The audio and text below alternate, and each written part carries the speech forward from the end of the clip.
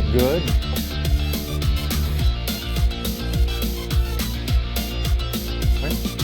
Driver salesman for Paps. Good afternoon there. Craig Zimmerman here again on In the Zone, and we are here for number 42 with a local gentleman here that you will recognize as Mr. Rich Malliwitz. Welcome to the program. Thank you. So I contacted you a few months ago with the idea of getting together, and you've been a pretty busy guy doing some golf and some different things, so that's a good thing. Try to stay active. Yeah, that's a good thing. Never stop and you don't rust, right? That's right. So let's talk about Mr. Malliwitz, where you were born and raised. I was born in Port Huron, moved to Smith's Creek when I was 4. Been there ever since? Been there ever since. Okay. Give us the roads. Smiths Creek Road? Yeah, Smith's Creek Road between Pine River and Sturtevant. So that is, I'm not too on good the way to the dump. Is it on the way to the dump? I was going to. Of course. Okay. Do the Canadian trash haulers go by? Of Yep. course they do. Okay. I know exactly where your home is then. You know what's funny about we won't get too far off kilter here with this stuff, but I've been to the dumps many times with a friend of mine that runs a construction company. I take his dump truck out there, and I say to every human should go to the dump once or twice in their life to just see it. Oh yeah, it's I mean, huge. Huge, and you can't believe how big, you can't believe how much stuff, and you have a little more appreciation for where things go, and Yeah. it's just a massive Well, amount. you drive down the streets of Marysville, the streets of St. Clair, on trash day. Every day. Holy, Yeah. whoa. Yeah, Yeah, and then the trash haulers from Canada go by. yeah. It's sort The of methane crazy. goes out. Well, the other thing that there's a mountain there, which is a mountain of trash, and the county does have we'll call it an offshoot of that supposedly is self-sustaining, and from the standpoint of bringing money in from selling gas, I guess. Mm-hmm. But I've always said when I go there, I shake my head and go, wouldn't there be a better way, like burning this stuff? You know, It was on fire the other day, was it? last Saturday. It's crazy. So Seven fire departments fought it all day Saturday. Oh, okay. That is, so how long, all day? Yeah, That's a long time fire it gets burning down underneath, and oh my God. with methane gas. Yeah, That's an interesting subject. We got to get a hold of the director there and talk about that. yeah. You know, that's another one of those things, like I have said before on scenarios, nobody knows about it, nobody sees it, and nobody cares to know about it, but everybody is contributing to it. Right. Just like the sewage system, Mm-hmm. right? Yeah. So give me a little background, father, mother, siblings, any of that information. My mom and dad have both passed away. My dad lived till he was 91. I hope to top that. There you go. My mom didn't. And my brother lives in Atlanta, Georgia. He worked for GM. He always wanted to be a teacher, Okay. but kids came along. He got hired at GM, and he was a glorified engineer without a degree. That's Back then you could get away with that, right? What he was, Yeah. yeah. So he was living in Arlington, Texas, and said, I'll never leave Texas. Georgia, here he comes. So he's been there ever since. He's been there like 25 years now. Okay. It's a good place for you to visit maybe in the wintertime? Yeah, but he's a better golfer than I am. Okay. He plays a lot more than Yeah, I do. exactly. Season's short here. And he's my only brother. Okay. So you went to school where? Marysville High School. Okay. Did you go to Marysville Grade School? No, I went to Kimball Junior High. Okay. I went to Pine River, Pine River, Okay. four classes in a one-room building. Okay. Then I went to Fleming, and then I went to Woodrow, whatever, and then I went to Kimball Junior High. I've been around. Okay. So dealing and going to Marysville High School, was it a choice that you have a choice between that and other schools? Because you Yep. live in sort of a area that can go a couple different ways, right? Yep, we had our choice of going to Port Huron or Marysville. So tell me how you ended up in Marysville. When we were freshmen, we decided we were going to play football. Okay, so we had leather helmets, and we learned to tackle like this, you know, because you don't want to put your face Right. in there. And we scrimmaged Marysville. We're all excited because the coach said, we got a scrimmage.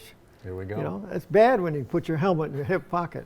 But anyway, we went down and just got destroyed. It was awful. I mean, blood, sweat, tears on the bus ride home. Everybody was bleeding.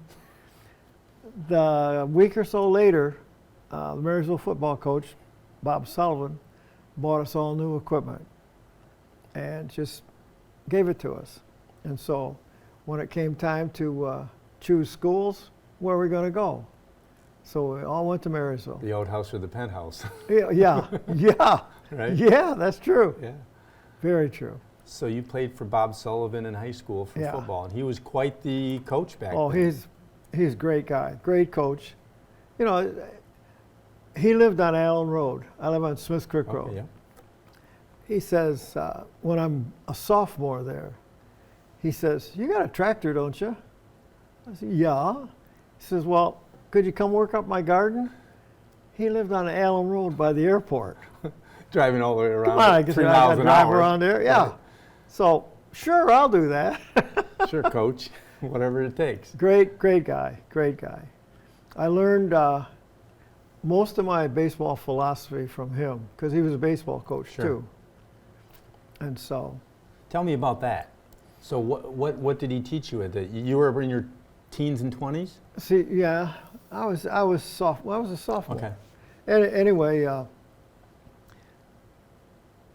we all ran track and played baseball because we were afraid we weren't going to make the varsity baseball team.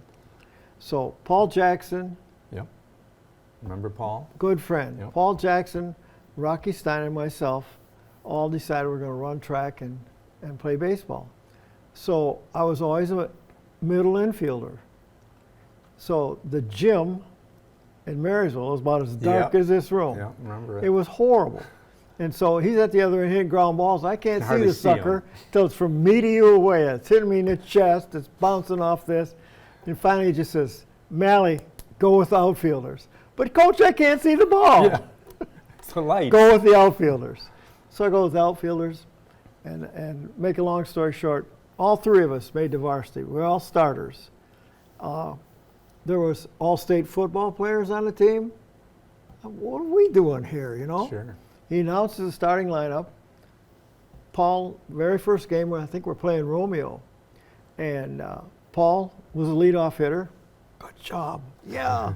and Rocky Stein was going to bat second. Good job, Rock. I'm between them. Good job. You know? Yeah.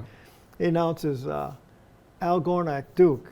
He's a good football player, good guy, as bat number 3, and he announced me as number 4. And I thought everybody's just going to. Number 4. What's going on? Well, yeah, I had all kinds of. No, I bunted. I could bunt.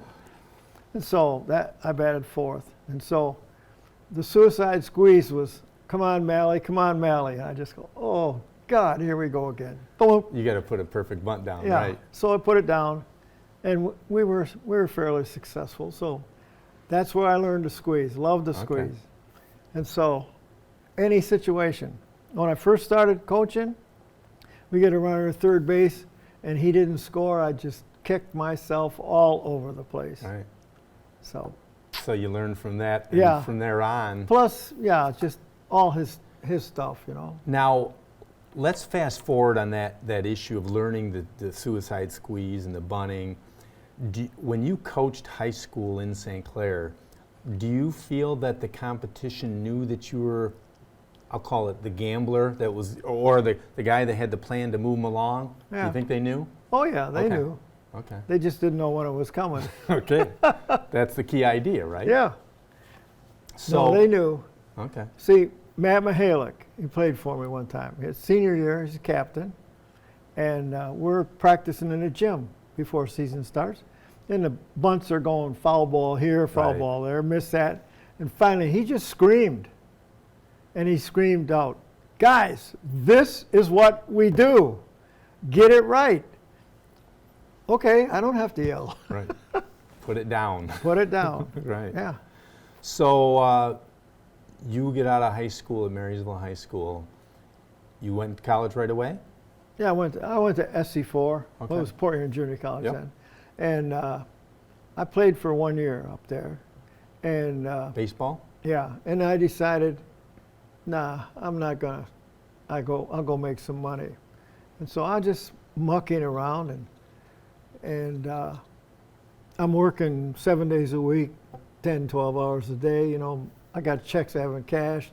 My mom was Life is cashing them good. for me. Life is good. And all of a sudden I get cut back to, wait a minute, 6 days a week instead of 7, and now it's working 10 hours, and pretty soon it's going back to 8 hours, and I'm going, I'm living at home, Yeah. and I'm single, and I can't live on this.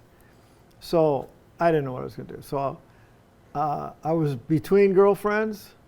I got drafted. I said, I'll go. I don't There's the care. answer I got right nothing there. else going on. And so I went down to failed the physical. So they sent me home on a bus. And, no, okay, Ah. now what am I going to do? Right. So my brother was already married, and Paul Jackson and his wife were over there playing cards one night. So I just bopped in, and Paul says, well, what are you going to do? I said, I don't know. What do you got any ideas? No, he says, well, why don't you become a teacher? You'll like it. Really? He always wanted to be a teacher. And I said, okay. Enrolled in Oakland, and the rest is This is history, yeah. It's funny, I look back on a lot of people that I've talked to, whether it's this program or even just talking to people in general. When you're 18, 19 years old, you don't necessarily have a path that you're going to take. A No. lot of it tends to be a friend, a relative says, what about this? And you just you Right. go in that direction. Right. Yeah. So you go to college, you graduate 3-4 years later, whatever it might be. Yeah. First job out of college is what? St. Clair High School. Is that right? Yeah. What year? 67. Okay. The class of 70, who were a special group, because they were my first baseball team. The class of 70 came in. I've got my homeroom, the S's and the R's, and I don't know anything, neither do they. So, okay, here we are, let's make the best of this. And away we went. So you coached high school baseball at St. Clair for how many years? 47? 47 years. Yeah. There had to be, I'll say on one hand, a handful of managers from the area that you coached with for quite a while, probably back then. Maybe not 40 years. But I'm gonna say- Against? yeah, against. Oh, yeah. 20 years, 25, Yeah. 30 years. We were in the St. Clair Area League, and Yep. it was tough. So give me some names, like who was in Port Huron coaching? Dick Hilliker. Okay. He was awesome. Yep. Larry Klink from Port Huron Northern. Okay. Dave Hauk from Marysville. Dave Hauk did it for a long time, yeah. Jack Westerhoff from Marine City. Yep. Followed by Charlie Windsor. Yeah. Dick Roach from Algonac. Yeah. Len Perkins from Anchor Bay. He's still going. Oh my God. Terry Huffman from Chippewa Valley. I'm going, what did I get myself? Irv Right. Classman from Port Huron Northern, or Port Huron Central. Richmond had a good ball Catholic. club at times. Richmond, yeah. I'm going, what the heck? Yeah. This is hard. So, how many years do you think it took before you, I'll use the term, hit your stride and started feeling good about the program? Oh, about 47. It's like, I was really lucky because the class of 69, I was a volunteer helper, okay, and we were okay. And then the coach retired because he only did it for 1 year. And so I applied, my background, I played high school baseball, I played softball, I played softball at college. That's my requirements. And so I got the job, I lucked out, and I had, there was no junior varsity, nothing like that, so I had 28 kids on the one first team, huh? baseball team. I'm not gonna, this freshman over here is really talented, I'm not gonna let him run track, no. Right. You want stay him. with me. Right. So, yeah, we lucked out. We tied for the championship the first year with Croswell, and the league was too cheap to buy two trophies, so they made us drive up to Croswell to play a playoff game, Okay. and we lost it in the 8th inning, 1-0. It was sad. I still think we won. Okay. Right. So give me a little background on your family, wife, children, so on and so forth. Well, I married a St. Clair girl, Janet Pauley. She's the brains of the operation. Okay. She was the salutatorian of her class. So you married up? I married up, and brain-wise, looks-wise, everything else. I'm going, really? You're interested in me? So anyway, married her. We had 2 daughters, Melissa, who went to Michigan. She was going to go to Michigan no matter what. Okay. So when she went to Michigan, she got a job working for Leroy's Jewelers. And she sold jewelry to the Fab Five. Now, I don't know how they could afford it. That's a whole separate subject. But she sold to them. And then when she graduated, she and her roommate decided they wanted to go on an exciting adventure before they settled down and lived next to their parents. And so they moved to Anchorage, Alaska. Okay. And she had a job waiting for her up there. And she always wore her Michigan stuff, talked to all the people, saw the Iditarod at the beginning of that, went to Denali all the time, climbed in a glacier, et cetera, and was the top salesman there 8 months of the year she was there. What was she selling? Jewelry. Oh, just same thing. Okay. Yeah. Okay. Yeah, she got long fingers, long fingernails, and said, now wouldn't that look good on your wife's finger? Right, right. Yeah. So anyway, the 2 of them agreed that they'd stay for a year no matter what. And if at the end of the year, if somebody wanted out, it was over. And her little sister was pregnant, and so she came back home. Okay. Her little sister, meanwhile, totally different. What was she doing in Alaska? She was at summer job on South Naknek Island, sorting fish. No. As- Not quite as glamorous as selling No. jewelry in Alaska. Sockeye right? goes that way, Coho goes that way, yeah. So that's what she did. But she works, I don't even know what she does. She travels all over, paint on Okay. cars and stuff like Okay. that. So she's a GM Ford all the time. Engineering of kind of. So that's there. And then in 2005, we took in this little guy who was a day old. My wife said, we got to do this. I said, what do you mean we got to do this? Well, we're going to take him till his parents get their act together. Long story short, they never did. So I was his nothing. Nobody knew we had him. And I became his legal guardian so he'd get insurance. And I had foster father. And in 2010, he became my son. Okay. Okay, so then in 2015, my wife decides she's going to pass away, and I'm going, oh no. How are you going to do this, right? Yeah, and so by then I was helping softball, and I was sitting at the game, and said, oh, this is Thursday, and we got a doubleheader Saturday, and I got a 10-year-old at home. I can't do this. So, it was over. Okay. So now I have a 17-year-old at home. He's a senior in Marysville. Okay. So So he's keeping you young. you could say that. Okay. So what are his endeavors? Is he into the theater? Is he into band? Is he Nope. into sports? He tried all the sports, Okay. and he even tried to play an instrument for a while. And finally, he just came to me and said, I'm not an athlete. And I said, that's fine. fair. So last year, he started at the tech center with cybersecurity. Okay. He really likes That's that. his thing. So, and then all his friends are nerds. So what do? We have bonfires in my backyard. They eat pizza, drink pop, Okay. sing Kumbaya around the fire, and that's fine. That's great. You know, it's interesting. I've interviewed many teachers of different subjects. Have interviewed Jay McCullough, who does the theater program Right. at Marine City. One of my students. Yeah, okay, there you go. And the interesting thing that I noticed, because I come from the background of the sports. You know, I played sports, my brothers played sports, my kids played sports.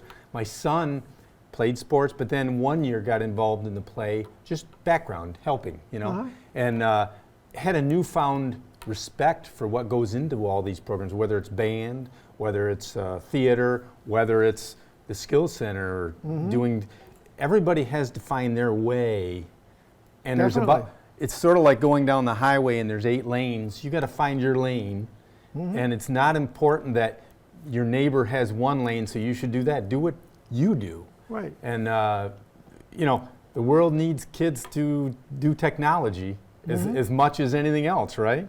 More so Yeah. than they need a shortstop on a baseball team. There you go. So it's interesting to find the different lot in life that people do take and the way that they get there. So, Definitely. you know, I applaud every which way there is to do it. Find your little niche and Go and for I it. always say, you can be a garbage man. As long as you're happy, who cares? And be a good one, Yeah. right? Yeah. Be happy and be a good one. Yep. So- That's what I tell Zane all the time. If you want to ride the back of a Packer, I don't care. Just enjoy what you're going to do. Do it well, yep. So when do you think you decided to be a coach? As soon as the opportunity presented itself. Okay. Because see, when I first started, they wouldn't let you. They wouldn't let you coach anything first year or Couple two. years, okay. So that was my third year, and Don Vincent, who was a counselor there, took over for Charlie Alley. And I said, "You need any help?" And he said, "Sure." So I helped him, and then he stepped down, and I stepped up. And as they say, the rest is history. Yeah. What would you say your specialty as a coach would be? Now you've got a specialty. What would it be? None. Yeah. Especially, I'm smart enough to say, "Denny White, would you come and work with the pitchers and call pitches?" I'm smart enough to do that. Surround yourself with good people. Yeah. Yeah. That's what you do. And that's usually what most coaches do, right? I mean, you can't be all things to all people. Oh, God, no. So were you the guy that was making them run their laps or run their sprints or be in shape? Yeah. See, and Denny was standing around smiling. Like you say, there's a place for everybody. No, I wasn't too hard. We got in shape, but no killer instinct. Come on, you got to do that. No. Nope. Now, I look at, I grew up in Marine City. I've been part of Marine City football, just calling games for the last 22 years, and I consider myself a good spectator to see what's going on. And the thing that I notice is that, like, it runs in its own little, we'll call it time frames, where there's 5 years, 10 years, 30 years, 40 years, where a team or a program might excel. And I look at it as, so St. Clair baseball, I'm looking at it from the outside and I'm saying, what's made it successful over the last generation has been consistency, not a lot of change. You're coaching a handful of the coaches that you've coached with, consistency. The Little League in St. Clair has done a tremendous job for St. Clair baseball in keeping that consistency. There doesn't seem to be any ups and downs with it. It's consistent for a lot of years, and it seems like it's a good feeder system to St. Clair baseball. That's awesome. Yeah. And like you said, or we both said, surrounding yourself with the good people. You look at a lot of the coaches, and you said luck makes a play in it. I say luck makes a play in almost everything. If you hang around long enough, you're going to get lucky once in a while, right? Yeah. So if you have consistency, you have 2-3 good coaches that are helping you, and you're not turning them over every couple of years, you're going to be pretty good. And the other thing, it's like you look at baseball, and I'm not a baseball fanatic, but if you're batting-wise, if you can hit 275, 300, you're a hero, right? So you don't have to be successful every time. Oh, no. It's just to keep at it, and be consistent. Same thing goes with fielding. You just got to get your head in the game to be consistent. Agreed. Not too many errors. You're going to make a few errors, but Right. it seems as though whether it's baseball, football, basketball, there are mistakes made. And as a 40-year coach, you know there's mistakes to be made, but don't make the mistake twice, 3, 4, 5 times, right? You know, so be consistent about that. So when I see St. Clair baseball, and I think a lot of people in the area see St. Clair baseball, they take a look and they know that it's formidable competition. Now, some schools in the area might at times compete and maybe even beat them, but over a long period of time, generally not, right? Right. You know, take a look at baseball and you say, well, once in a while, maybe not once in a while, but here and there, Marine City will make a run at them. Richmond will make a run at them. And even a Port Huron will make a run at them. But over a protracted period of time, nobody's really done it for that long, consistently. Right. So that's a good thing to see as a community. You know, you look at basketball, St. Clair's been a good basketball school too. And a lot of that comes back to Tony Monty was there for how many years? Right. 30. Well, before him, Arv Watt was there. Right. And then Fred Shaw moved in his senior year. Right. And all of a sudden, whoa, Yeah. things are coming together here. Yeah. So it's interesting. Football, Marine City, you know, had, you know, Bob Saskavich, Jerry Workentine, Bob Saskavich, and they've had a lot of good coaches stay. Right. You look to the north at Marysville, Walt Braun's run started really with Bob Sullivan, right? Well, yeah. And carried and continued it through. So, and then they had some, and I'm not going to say turmoil, but turnover, and then it hasn't been maybe quite the same since, but, you know, not to say that in 5 or 8 or 10 years they can't get back there if you have the consistency. So, Agreed. interesting how you see that happen. Same thing goes for like track. I mean, there are some track programs in our area that don't excel at some other sports, but they dominate at track.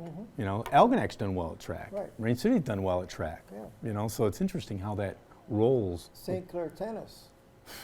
Yeah, that's ridiculous, Where do right? these kids come from? Right. Yeah, Yeah, yeah, they're good. it's consistency over the years. Who are your mentors? Number one, I'll repeat, Bob Sullivan. Yep. A lot of coaching philosophy come from him. A lot of the way you treat the kids coming from him. He was early, Sure. old school. Yep. He was tough. I'm not so tough. I'm a Okay. cream puff Okay. compared to him, big time. Most people are. So then I really admired a lot of the other coaches around the area. Like I said, most of them. I learned stuff from each of them. But Dave Houck was just a fantastic human being, first, and a good, very good coach, second.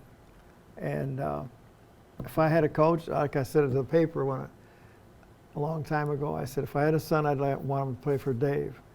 But the same would go true for some of the other older coaches, you know. So those are my mentors. Paul Jackson, who I really respected as a friend, as a teammate, as a coach, you know. I mean, Well, I can remember him coaching basketball, and I was younger at the time, but you could tell that this guy was into it. oh my God, yes. He was in a zone, and he was into it. I mean, and it seemed as though, even maybe I was a teenager watching, when this guy called a timeout, it wasn't just, come on over and he had a clipboard out, and he's writing things, and Yeah. it's real serious. Oh yeah. Yeah, That was Paul. yeah. Any defining moments as a coach or teacher? Defining motion, lots of them. Okay. Lots. Now, Like the first year was really special because those kids are great, and they have their 50th reunion, I go. They have their 40th reunion, I go. They have this, I go. They're just a great group of human beings, you know. when I look at somebody like yourself that has put as many years into teaching and coaching, I can't imagine, and I've said this, I said it to Fred Shaw, if we walk downtown, I don't imagine you can walk much more than 5 steps without somebody saying hello, coach. True. It's like when I first started dating a young lady I'm seeing now, we'd go someplace and I'd get stopped. And my son just looked at her and says, happens all the time. Get used to it, right? Yeah. Yeah. Yeah. Now, when St. Clair won their state championship in baseball a number of years Was ago. I there? Yes. Well, I knew you were there. I Yeah. wasn't going to ask that. That was only a couple years after you retired from coaching, Right. correct? So Right. you were still connected to the program pretty heavily. Yeah. I would think that you probably had some goosebumps, tears of joy, Oh yeah. right? Yeah. It's like after I retired from teaching, I coached for another 2 years. And then I just felt, I knew these kids were coming. Sure. They're good. And I just felt that whoever was the coach should be in the building, and I wasn't. Yeah. And so it was tough, but I stepped down. Yeah. But you know, it's like I said to Bob Siskavich a couple months ago when I interviewed Bob. You had to know that your footprint was all over this thing. Right. You know, Yeah. with all those years and people, and so that had to be a very gratifying experience. Oh yeah, and look at the athletes, that state championship team. Right. Oh my God. Yeah. I mean, let's go play hockey. And Yep. I heard Tyler Mott just signed with Ottawa, you know, for way that's a pretty- lot of money. You know, that's another subject in and of itself that I look at and I say, so hopefully we won't miss anybody. You got Tyler Mott in hockey in the NHL. You got Jake Cronenworth in the Major League Baseball. And there's another one or two. The isn't Carroll kid, Carroll- bullpen catcher for the for Tigers. Yep. And I want to say there's another one, but to come out of Well, a small town. Yeah. Well, and Dembinski kid went to Florida to play football. And the Mott, C.J. Mott played hockey as well. Yeah, he's a goalie. Yep. He just signed with the Minnesota Wild. Right. So I knew there was another one. And then, of course, Tim Lolito with football. Oh yeah. So, you know, you got a handful. That is, okay, if we go back 45, 50 years to when you started coaching, there's not another 5 in that up to that point, right? Together? Yeah. No. Jerome Metz played football. He played baseball and played football at Ferris, and Scott Ingram. You know, there's some Yeah. good players. Right. Formidable players for sure. Well, I appreciate you coming over to talk to us. I learn something every time I interview somebody like yourself, and it's good to hear from you. Oh, And, see, old guys sometimes have good stuff. Oh, yeah. Sometimes, not Well, very I think often. most of it. There's not been an interview that I've been disappointed in. Oh, good. So I applaud you and appreciate for what you do, and good luck with graduation coming up in June. Then, Oh. right? Nobody told me it was this expensive. God, you got to buy pictures, you got to buy a cap and gown, and you got to buy this, and you got to get, ay. Okay. Well, thank you for coming by. You're welcome. Have a good day. And if anybody knows anybody like Mr. Rich Malliwitz, if you'd like me to interview, just call the number on the screen, 586-707-5811. And so this will be the 42nd time we've interviewed somebody, and we had a good time doing it. Thank you. You're welcome. Thank you. Yeah.